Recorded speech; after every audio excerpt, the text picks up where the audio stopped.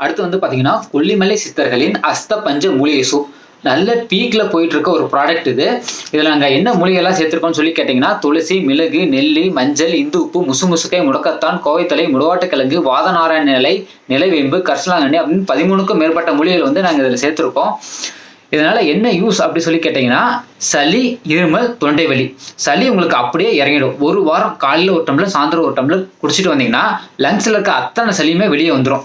ஒரே ஒரு கண்டிஷன் என்னன்னா, சளியை ஸ்டாப் பண்றதுக்காக எந்த ஒரு மாத்திரையோ மருந்தோ நீங்க வாங்கி சாப்பிடக்கூடாது. சளி வர வர நீங்க சிந்தி போட்டுக்கிட்டே இருக்கணும்.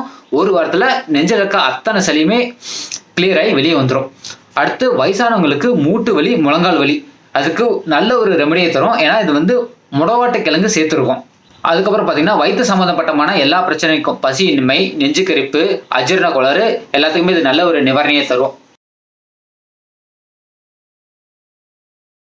இதை எப்படி ப்ரிப்பேர் பண்றதுன்னு சொல்லி கேட்டீங்கன்னா, 100 ml தண்ணியில 1/4 ஸ்பூன் இந்த சூப்பு பொடியை போட்டு, அரை பூண்டு பல், ஒரு புதினா இலை தட்டி போட்டு கொதிக்க வச்சு வடிகட்டி சாப்பிட்டீங்கன்னா உங்களுக்கு ஆட்டுக்கால் சூப்பு என்ன டேஸ்ட் கிடைக்குதோ சேம் டேஸ்ட் கிடைக்கும். இது வந்து 100% பியூர் வெஜிடேரியன் சூப். இதுல வந்து நான்வெஜ் ஆட் பண்ண கிடையாது. அந்த ஆட்டுக்கால் சூப்போட டேஸ்ட் எப்படி கிடைக்குது அப்படின்னு சொல்லி கேட்டீங்கன்னா, இதுல வந்து முடமாட்டுக்கால் கிழங்கு அப்படின்னு சொல்லி ஒரு கிழங்கு ஆட் பண்றோம். அதுக்கு இன்னொரு பேர் வந்து ஆட்டுக்கால் கிழங்கு அப்படின்னு சொல்லி சொல்லுவாங்க. இது வந்து மலை பிரதேசங்கள்ல பாறைகளோட இடுக்குகள்ல வந்து ஒரு பூஞ்சையா தானா முளைக்கும். இது வந்து நம்ம வந்து விவசாயம் பண்ணி இதை எடுக்க முடியாது. இப்போ எப்படி ஒரு தக்காளியோ பொட்டேட்டோவோ நாங்க சாகுபடி பண்ணி விவசாயம் பண்ணி நம்ம அறுவடை செய்யறோமோ அந்த மாதிரி இதை பண்ண முடியாது. இது வந்து தானாவே பாறை இடுக்குகள்ல முளைச்சா மட்டும்தான் உண்டு. ஸோ இந்த கிழங்கு பார்க்கறதுக்கு எப்படி இருக்கும் அப்படி சொல்லி கேட்டீங்கன்னா, ஆட்டுக்கால் எப்படி இருக்கோ அதே மாதிரியே இருக்கும். ஆட்டுக்கால் மேல இருக்க மாதிரியே ரோமங்களும் இந்த கிழங்கு மேலேயும் இருக்கும். இந்த கிழங்கை எடுத்து நல்லா சீவிட்டு கிளீன் பண்ணி நம்ம இதுல சூப் வச்சு குடிக்கும்போது ஆட்டுக்கால் சூப்பு என்ன டேஸ்ட் கிடைக்குதோ சேம் டேஸ்ட் இந்த சூப்லயும் கிடைக்குது. இந்த சூப்ல வந்து பாத்தீங்கன்னா உங்களுக்கு ஒரு நல்ல வியாபார வாய்ப்பு இருக்கு. எப்படின்னு சொல்லி கேட்டீங்கன்னா, ஒரு சூப்பு பாக்கெட்ல வந்து 100 கிராம் வரும். இந்த 100 கிராம்ல வந்து நீங்க 50 சூப்பு ப்ரிப்பேர் பண்ண முடியும். இப்ப ஒரு சூப்பை வந்து தயாரிக்கிறதுக்கு உங்களுக்கு அடக்க விலை வந்து வெறும் 3 ரூபா தான் ஆகும். நீங்க வந்து மார்க்கெட்ல ஒரு சூப்பு வந்து 10 ரூபா அப்படின்னு சொல்லி நீங்க விற்க முடியும். ஒரு சூப்பு வித்தீங்கன்னா உங்களுக்கு 7 ரூபா லாபம் கிடைக்கும்.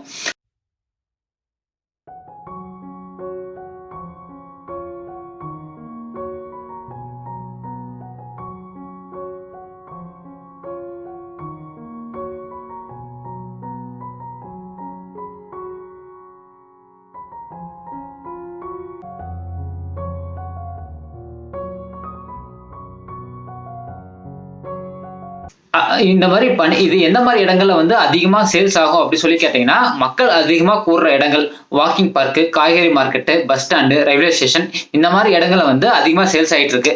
ஒரு நாளைக்கு 50 சூப்ல இருந்து 150 சூப் வரைக்கும் வெறும் 3 மணி நேரத்திலேயே உங்களால சேல் பண்ண முடியும். பல நண்பர்கள் வந்து சேல் பண்ணி நல்ல ஒரு ப்ராஃபிட்டை எடுத்துட்டு இருக்காங்க. காலையில 5 மணிலேருந்து 8 மணி வரைக்கும், அதே மாதிரி சாயந்தரம் 4 மணிலேருந்து 7 மணி வரைக்கும். இதை வந்து நீங்க ஒரு பார்ட் டைம் ஜாபா, ஒரு பார்ட் டைம் பிசினஸா எடுத்து பண்ணீங்கன்னா 500 ரூபாயிலிருந்து 1500 ரூபாய் வரைக்கும் வெறும் 3 மணி நேரத்திலேயே உங்களால சம்பாதிக்க முடியும். இந்த லாக்டவுனால பல பேரோட தொழில் முடங்கிருச்சு. பல பேர் வேலையை இழந்துட்டாங்க. பட் நம்ம மட்டும் ரொம்ப சக்சஸ்ஃபுல்லா பிசினஸ் எடுத்து பண்ணிட்டு இருக்கோம். பல நண்பர்கள் வந்து இந்த சூப் ஸ்டால் போட்டு பயனடைஞ்சிருக்காங்க.